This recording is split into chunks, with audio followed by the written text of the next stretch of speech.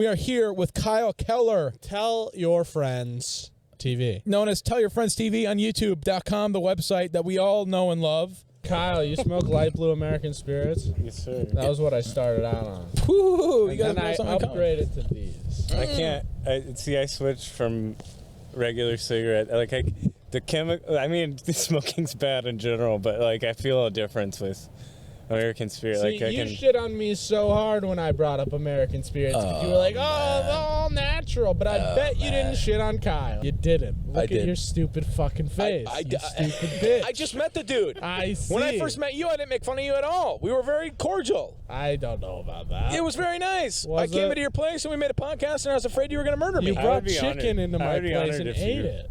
I'd be honored if you made fun of me. Okay, well, you know, you got a mustache. You look dumb. Kyle and I were at a coffee shop earlier today. Which coffee shop? We were at Cafedo Coffee Shop. Oh, your favorite coffee shop, right? My favorite coffee shop all the time. Go check out Cafedo. And we were outside, and Kyle was having a cigarette, and a gentleman walked up and asked, man, he had a nice little bridge nose piercing. Yeah. And he was like, oh, man, could I borrow a bum cigarette? I need a cigarette really bad. Kyle said, you know, he lied, this piece of shit, Kyle. I only have like a few left. He lied. No, he said, I don't have another one. He lied. And then, okay, maybe I kind of would have done that shit. I don't like it when strangers bum me. And then I just say, like, I can't help you, man.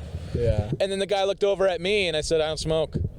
You were smoking a cigarette? No, not yet. I was lucky I didn't have one yet. Yeah. No, I don't smoke. And then the dude literally stood over us. He just stood there. He stood there and looked at us for like 2 minutes. Kyle was like, do you want to be in the video we're making? Yeah, because I saw him eyeing the camera, but I heard him say like, oh, I've made a video or something like that. So he was a local YouTuber.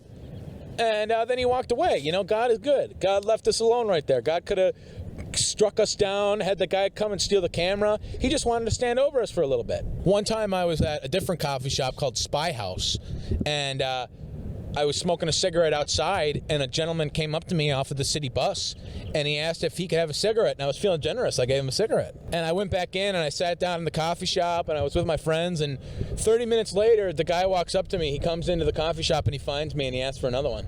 No way. And I said no. What a piece of shit. Yeah, that was really interesting. Wow. I was like, came back in. Dude, he did not feel good about, like, he immediately took you for granted and played you.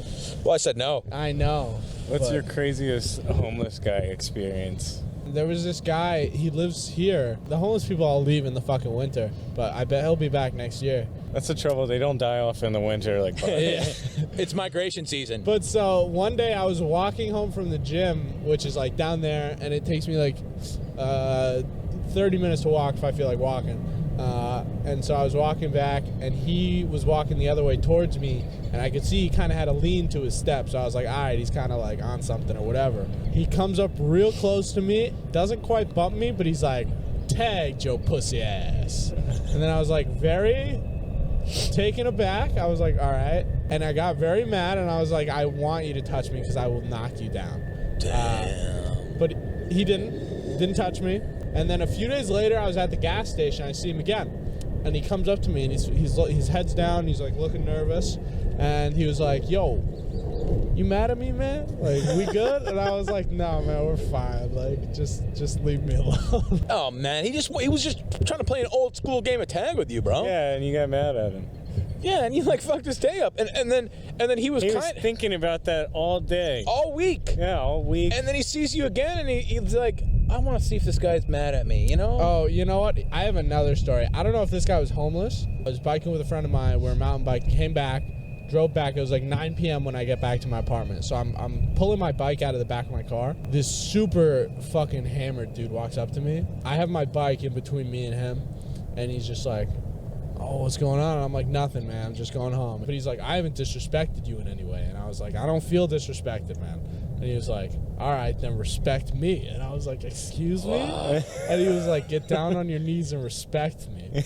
And I was like, good night. And then I started hearing him howling behind me, and he sprinted off at this like dude on his porch, and I just kept walking. Dude, he just wanted a blowjob. What's your problem? No.